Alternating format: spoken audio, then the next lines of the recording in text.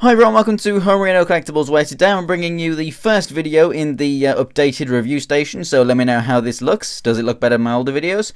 So this is the Figma Samus Aran Zero Suit version from Metroid Other M. And you can go ahead and pick this figure up from Big Bad Toy Store. There is a link in the description below. And just so you know, the next Figma review that will be coming is of Motoko Kusanagi from the new movie of Ghost in the Shell. And that will be coming up maybe in about a week or so. So go ahead and stay tuned and subscribe for that. And on the back of the box here, you can see a bunch of the poses that you can get this figure in. And also, you can see the Metroid suit right there, which I really do hope that the figure looks exactly how it does right there. That is absolutely phenomenal. Love that paint scheme.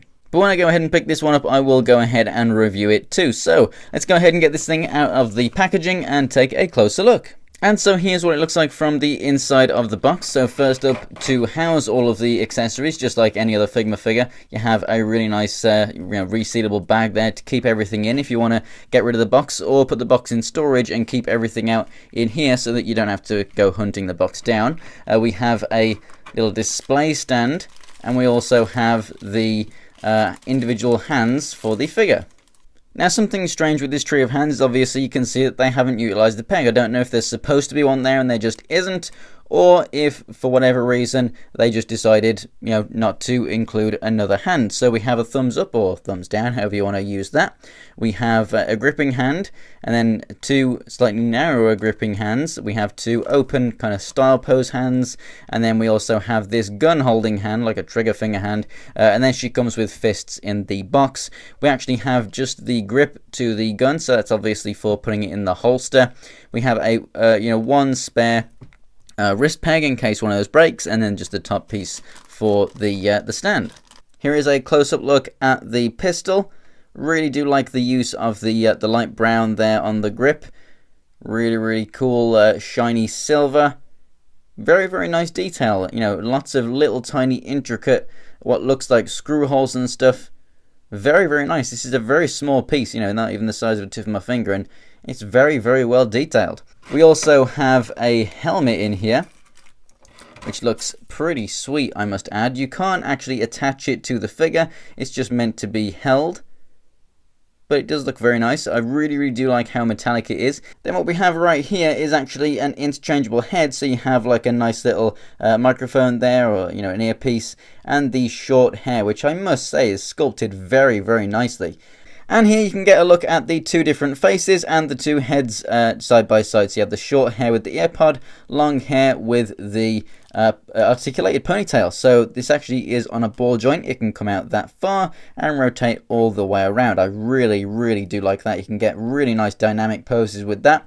Then with the heads, you have a kind of calm, happy kind of face over here, kind of looking to one side, and this is looking dead on, very serious.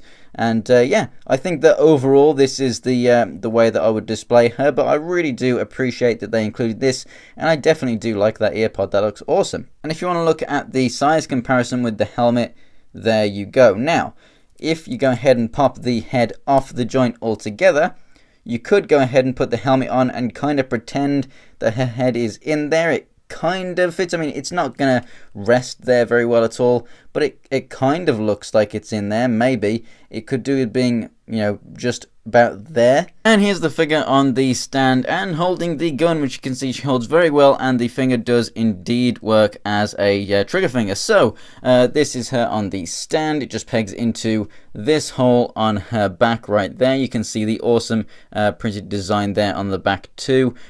We have really nice intricate line work all throughout the figure, so you can see the blue lines running all down the body there and everything.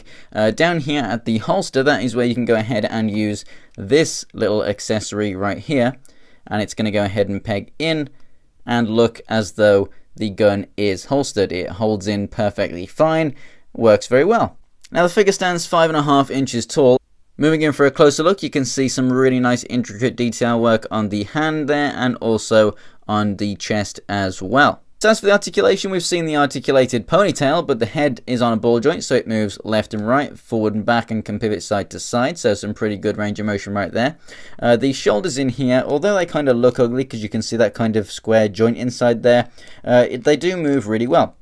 You've got a double ball peg right there, so you've got your standard shoulder articulation right there and coming out to the side on that ball joint, which is really nice. It's like a ball and a hinge right there.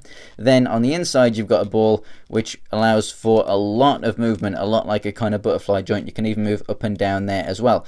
Unlike something like XH Figma Arts or something, maybe if this figure had like a jacket on or something, it would cover it. This is obviously all very open, and you can see that joint doesn't really look all that great. That is the one downside to this figure. The elbow joint right here has a really nice bend there, more than 90 degrees, and then you got the rotation there as well, and it's, I have to say, hidden pretty well. And although it's molded plastic that is not metallic, and this is metallic, it's a close enough shade of blue that you can't really tell the difference too much. And I definitely think that the hinge is hidden very well at all points, and that's very nice. At the wrist right here, you got the rotation and the hinge there as well. You got the ball jointed torso, so you can move forward and back, left and right, and pivot all the way around. Very nice right there. Down here at the hips, they come out to the side, move forward and back, and rotate. Down at the knees, they move forward and back and rotate left and right as well. And then down here at the feet, they can move forward, back. We have a little bit of ankle pivot. If you tilt that hinge around, you can get it rocking to the side, and obviously you have the left and right turning there as well. So articulation is pretty standard for a Figma figure. The only thing that it's got going for it is the paint, really, and it is honestly amazing. The little tiny details on the chest and the hands and everything in the back, fantastic. The face sculpt's awesome. The fact that you get the two different heads and the helmet is really cool. Obviously you're getting the standard, the interchangeable hands. The metallic blues are just amazing. They really, really pop. This thing isn't super intricate, so it had to have a good paint job, and it definitely does deliver. The only bad thing is those shoulder joints, but I think you can definitely look past that.